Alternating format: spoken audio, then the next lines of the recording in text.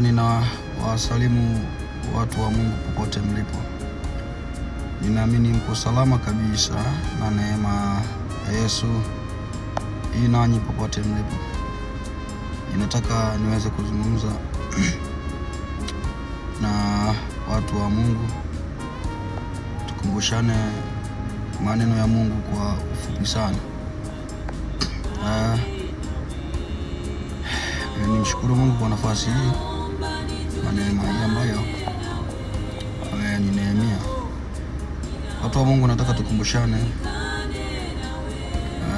kwamba tunaelekea mwisho wa mwaka. Tunaelekea mwisho wa mwaka na tayari tumeona maafa mengi sana. Tumeona vifo vingi sana, lakini pia tumeona madhara mengi sana mwisho wa mwaka. Huu ni mwezi wa 11 ambapo tumeona matukio mengi ya kutisha yanatokea mpaka sasa, lakini yote katika yote, mimi naamini kwamba Mungu ni wa nyakati zote.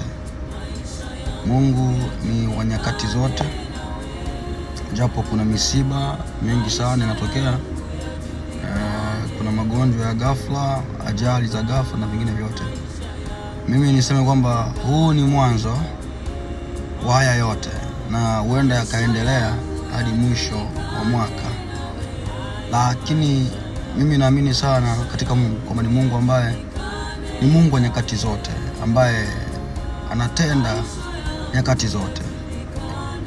Watu wa Mungu, nataka nikusanue kitu kimoja hapa haraka, kwamba tunaishi nyakati za mwisho wa mwaka saa hizi, na asilimia kubwa mwisho wa mwaka ndiko ambako watu wengi waga wanakufa vifo vya kutisha sana, vifo vya ajabu sana. Kwa wiki moja wanakufa watu wengi sana.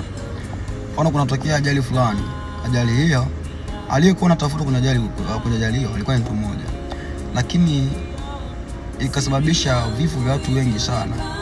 Yaani mtu mmoja akawafanya wengi wafe. Kuna mitego ya mauti ambayo inategwa kwa ajili ya kuondoa uhai wa walio na uhai. Lengo kubwa la mitego ama mtego wa mauti, lengo kubwa la mauti ni kuja kuua chenye uhai. Hiyo ndio lengo la mauti. Ndio maana kuna mitego ya mauti ambayo inategwa. Mtu akipata ajali huenda afie hapo hapo ama aende kufia hospitalini, lakini lengo ni mtu huyo afe. Ndio lengo la mauti. Mauti ikija haiji kuponya, haiji kuleta uhai, hapana. Mauti inakuja kuondoa uhai walio nao. Bwana asifiwe sana. Mauti lengo lake ni kuondoa chochote chenye uhai kilicho na uhai kisiwe na uhai. Bwana asifiwe sana. Ni kuangamiza chochote chenye uhai kisiwe na uhai. Na ndio maana kwenye familia unaweza kuwa mna furaha, lakini somehow out of nowhere unakuta furaha inatoka na mauti inaingia ndani. Mauti inaingia ndani kuja kuvuruga furaha ama amani ya familia hiyo. Inakuja kuua chenye uhai. Bwana asifiwe sana. Kwenye ndoa wenda mlikuwa mna ndoa ya amani sana, lakini baada ya mauti kuingia kati, mauti inakuja kuharibu, inakuja kuvunja, kuangamiza chenye uhai.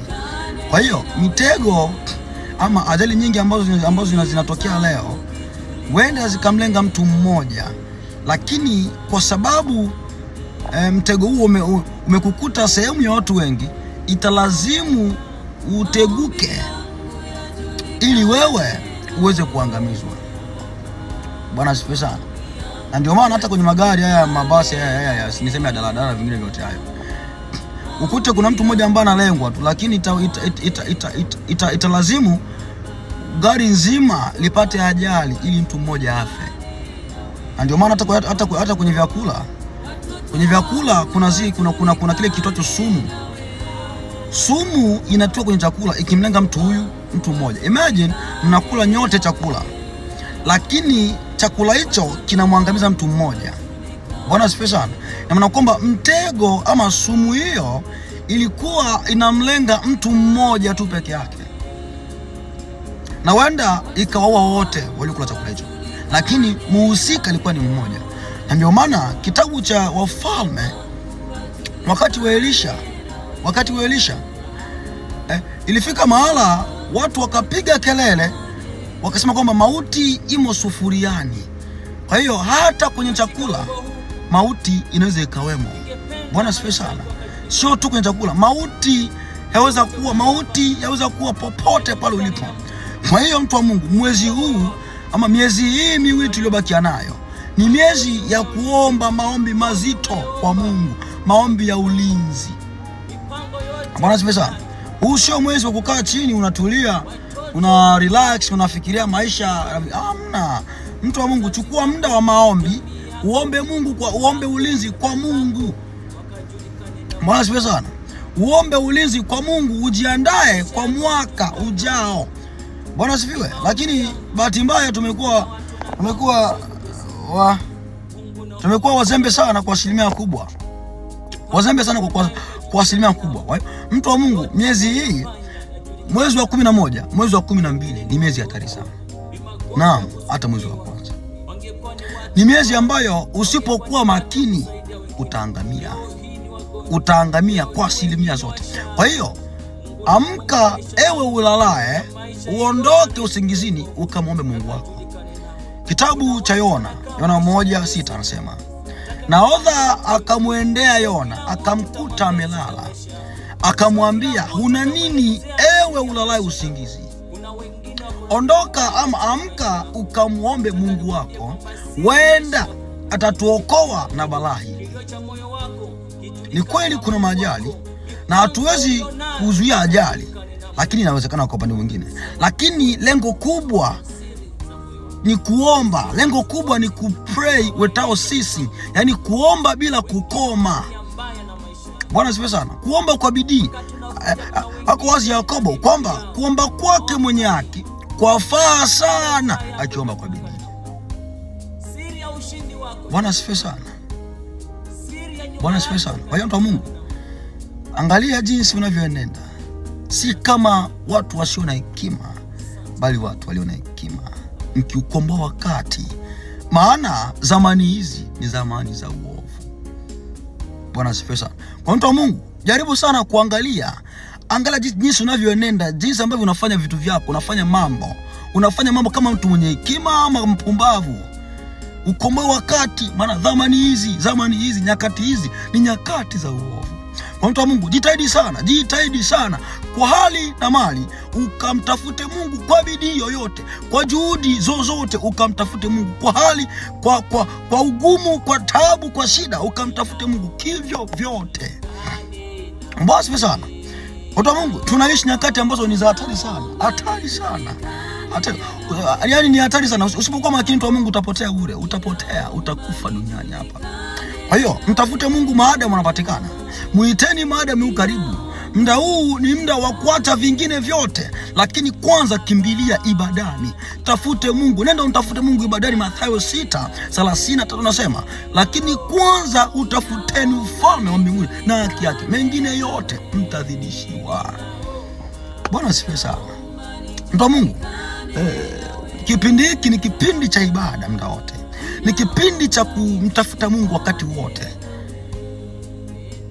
wote, wakati wa shida, mfano wa hali hii tulionayo duniani hapa. Duniani pande zote, hewa ni mbaya, watu wanakufa ovyo sana. Marekani, Kanada, wapi, Tanzania, sehemu nyingi sana watu wanakufa. Kwa hiyo wakati huu, mtu wa Mungu, ni wakati wa kumtafuta Mungu